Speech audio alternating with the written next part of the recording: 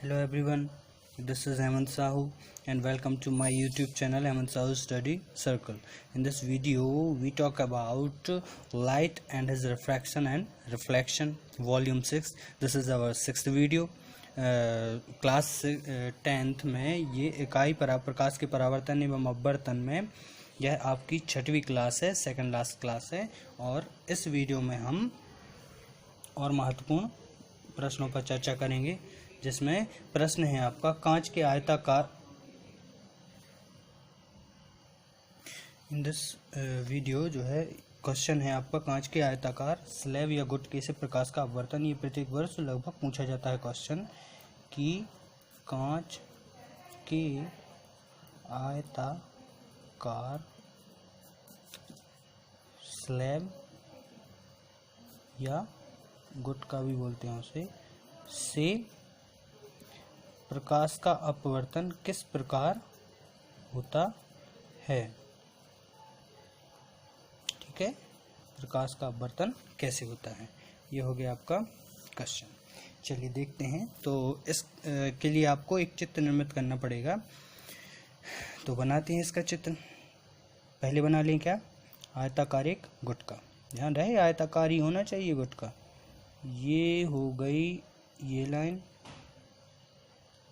थोड़ा सा ऐसे तिरछा किया, थोड़ा सा ये तिरछा किया, और इसको जो है इससे जाके आगे जोड़ दिया। ठीक है, ये हो गया आपका कांच का आयताकार स्लैब या गुटका। नाम दे दिया इसको। ये हो गया P, ये हो गया Q, ये हो गया R और ये हो गया S।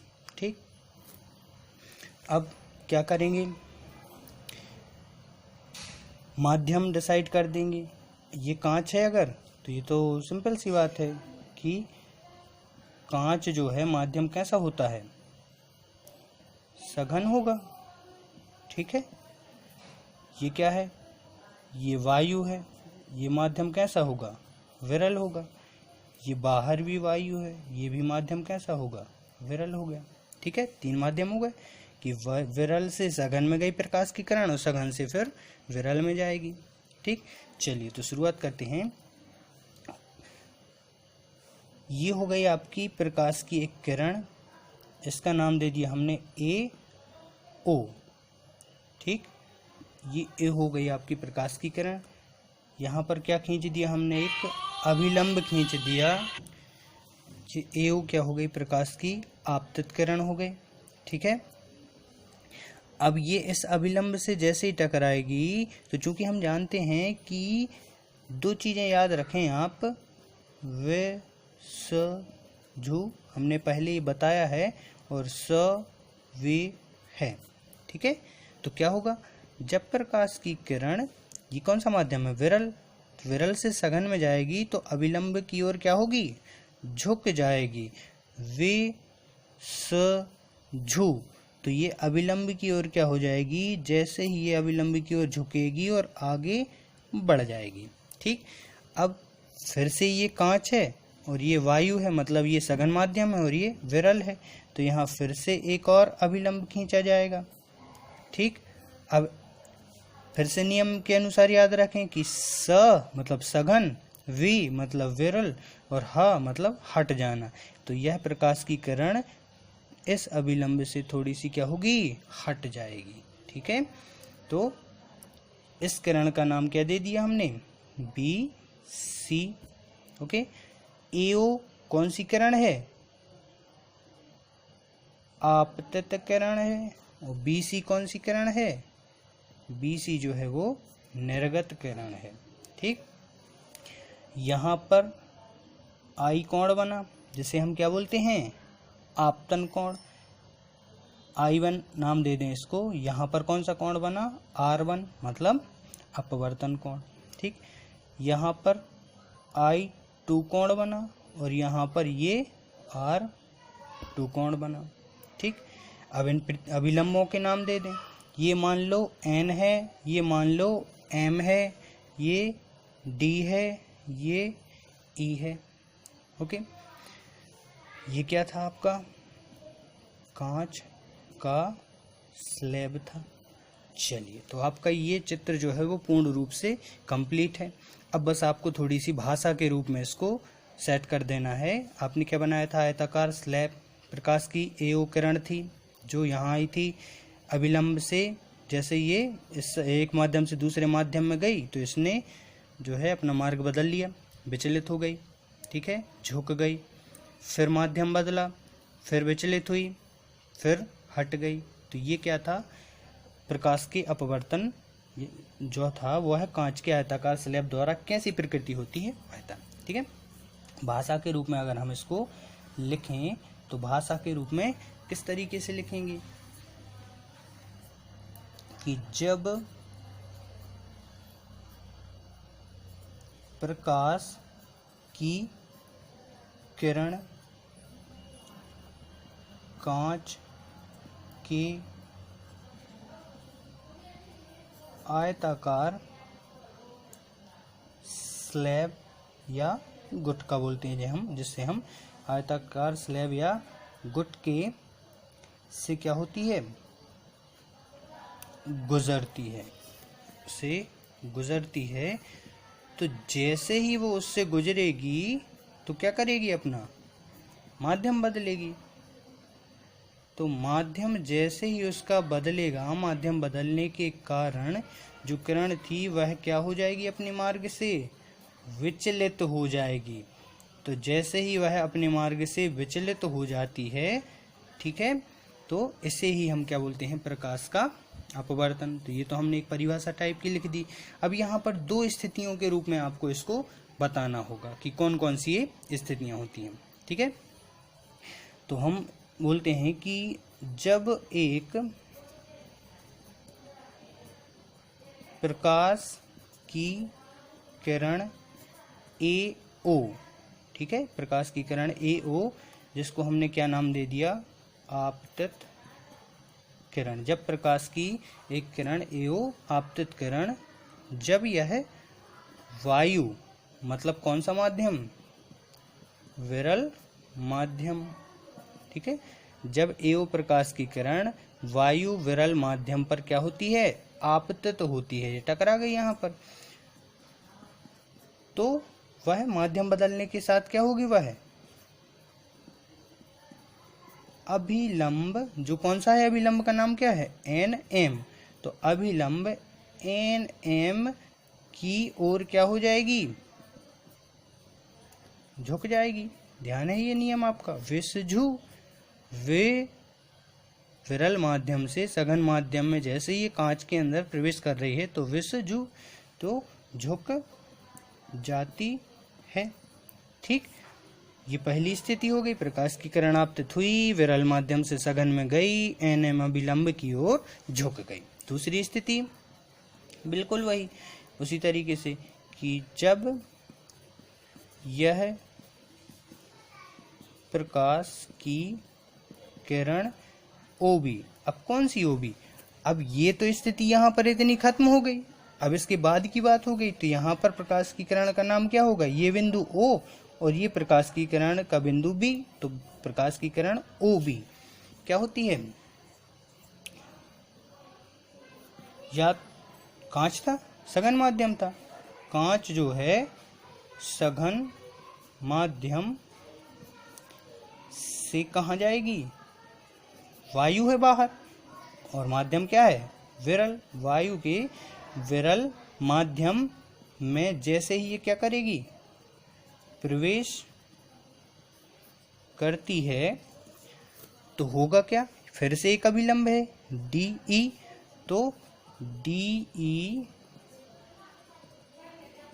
अभिलंब से क्या हो जाएगी, ये दूर हटती दिख रही, तो DE अभिलंब से क्या हो जाएगी, स कांच सघन, V वायु विरल, ह हट जाना, से दूर हट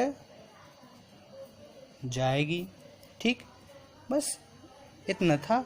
और बस एक लाइन लास्ट में ये लिख दें कि यह जो आपकी B और C किरण है, यह BC किरण ही कौन सी किरण होती है, निर्गत किरण कहलाती है। ठीक है, इस प्रकार से क्या होता है,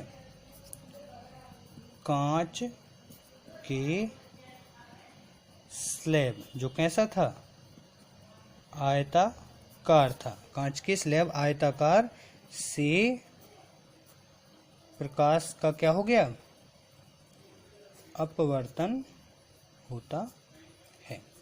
ठीक है, ध्यान रखें, ये क्वेश्चन हो गया आपका कंप्लीट। ठीक, चित्र और ये थोड़ी सी बातें, और बातें क्या सिर्फ परिभाषा याद रखनी है, और विश्व जो और सब है बस ये याद रहेगा, आपको काम बन जाएगा, खत्म। ठीक है, इसका स्क्रीनशॉट ले सकते हैं चाहे तो। अगला क्वेश्चन देखते हैं। अगला बड़ा महत्वपूर्ण प्रश्न है, क्योंकि ये जो आपका दर्पण वाला पूरा चैप्टर है यह निर्भर करता है पूरा का पूरा चिन्ह परिपाटी पर। चिन्ह परिपाटी मतलब एक ज्यामितीय स्थितियाँ होती हैं हमारे विज्ञान में भी, कि अगर कोई दर्पण है तो वह किस ओर रखा होगा, वस्तु किस ओर होगी तो उसकी दूरियां कैसी मापी जाएंगी, किस ओर नहीं होंगी तो किस तरीके से मापी जाएंगी। तो इसके लिए एक चित्र के माध्यम से थोड़ी सी बातें हम ध्यान रख लें। ठीक है, ये हो गई मान लो एक सीधी रेखा। ओके, ये खींची हमने ऊपर की ओर, ये खींची हमने नीचे की ओर, चिन्ह परिपाटी है ये। ठीक है, ये ऊपर की ओर तो लिख दिया यहाँ ऊपर की ओर, ये कहाँ है, ये नीचे की ओर। ठीक, यहाँ पर रख दिया हमने क्या, दर्पण। ओके, ये पॉलिश सतह हो गई। ठीक, ये कहाँ होगा, वाई ओर की दूरी, ये क्या हो गई, ये दाईं ओर की दूरी हो गई। ठीक, बस अब कुछ नहीं है, ध्यान रख लेना है। ऊपर की ओर जाएगा, सिंपल सी बात है, जैसे अपन देखते हैं कि ऊपर की ओर कोई चीज़ बढ़ती जा रही मतलब धनात्मक वृद्धि है, तो ऊपर की ओर जब जा रही तो धनात्मक वृद्धि है, अगर कोई चीज़ नीचे की ओर जा रही है तो ऋणात्मक होगी। ठीक है, ऐसे ही दाईं ओर अपन अपनी भाषा में नहीं बोलते कि जो है सीधे चलो उल्टे काय चल रहे, तो बाईं ओर जाते हैं तो ऋणात्मक अगर हो तो बाईं ओर माना जाएगा, धनात्मक हो तो दाईं ओर माना जाएगा, बस सीधी सी बात हो गई। या फिर 4 इन चिन्हों के माध्यम से भी आप ध्यान रख सकते हैं इसको। ये चिन्ह बनाओ कैसी होंगी, धनात्मक, ये चिन्ह बनाओ कैसी होंगी, ऋणात्मक, ये चिन्ह बनाओ कैसी होंगी, धनात्मक, ये चिन्ह बनाओ कैसी होंगी, ऋणात्मक। ठीक है, ऊपर की ओर धनात्मक, दाईं ओर धनात्मक, नीचे की ओर ऋणात्मक, बाईं ओर ऋणात्मक। ठीक, ये तो था चित्र। अब थोड़े से इसके नियम भी हैं चिन्ह परिपाटी के, जिसको जो आपको याद रखने हैं। तो इन नियम में आपको सबसे पहली बात क्या याद रखनी है कि वस्तु जो है वो सदैव कहाँ होगी, दर्पण के बाईं ओर स्थित होगी। ये दर्पण है तो हमेशा वस्तु कहाँ होगी, इसी ओर स्थित होगी। मतलब वस्तु जो होगी, वस्तु सदैव दर्पण के बाईं ओर स्थित होगी। ठीक, दूसरी स्थिति क्या होगी, दूसरी चीज क्या है कि सभी जो दूरी होंगी वो कहाँ से मापी जाएंगी, ये जो आपका दर्पण है इसका जो ये पी केंद्र है, ध्रुव, ठीक है, जिसको हम क्या बोलते हैं, ध्रुव बोलते हैं या केंद्र बोलते हैं। तो जो आपकी सभी दूरियां होंगी ये कहाँ मापी जाएंगी, दर्पण के ध्रुव से मापी जाएंगी। ठीक, कहाँ मापी जाएंगी, दर्पण से के जो ध्रुव होगा वहीं से इसको मापा जाएगा। फिर जो आपतित प्रकाश की दिशा है वहाँ की जो दूरियां होंगी वो धनात्मक होंगी, और उसके विपरीत जो प्रकाश होगा उसकी दूरियां ऋणात्मक होंगी। अच्छा, हमने चित्रों में देखा था कि ये था दर्पण, यहाँ से प्रकाश की किरण इस ओर जाती थी, तो ये प्रकाश की क्या है, दिशा है। तो इस दिशा में सारी ओर कैसी जा रही, धनात्मक, और इस दिशा में कैसी जा रही, ऋणात्मक। देखो इस दिशा में प्रकाश की ओर किस तरीके से है, धनात्मक। तो यही लिख दें कि आपतित प्रकाश की दिशा में दूरियां धनात्मक व विपरीत में ऋणात्मक होती हैं। ठीक। चौथी चीज क्या ध्यान रखनी है, मुख्य अक्ष के लंबवत, जो आपका मुख्य अक्ष होगा तो मुख्य अक्ष के जो लंबवत दूरियां होंगी वह अगर ऊपर की ओर हैं तो वह ऊपर की ओर क्या होंगी, धनात्मक होंगी, व नीचे की ओर क्या होंगी, नीचे की ओर ऋणात्मक दूरियां मानी जाती हैं। ठीक, बस इतनी चीज़ें ध्यान रखनी है आपको। ये हो गई आपकी चिन्ह परिपाटी। इस पूरे क्लास को आप चाहें तो जो है स्क्रीनशॉट के रूप में इसको ले सकते हैं।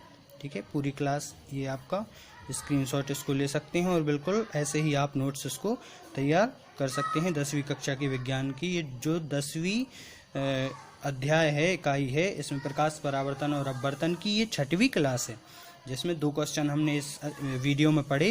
कांच का आयताकार स्लैब द्वारा प्रकाश का अपवर्तन और दर्पणों की जो चिन्ह परिपाटी होती है उसके नियम हैं ये। ठीक है, तो अच्छे से इसको देखें। और जो नए यूज़र्स हैं वो मेरे YouTube channel Hemant Sahu study circle पर जाकर लाइक करें, सब्सक्राइब करें, कमेंट भी कर सकते हैं और साथ में जो है इसको शेयर भी कर सकते हैं। धन्यवाद।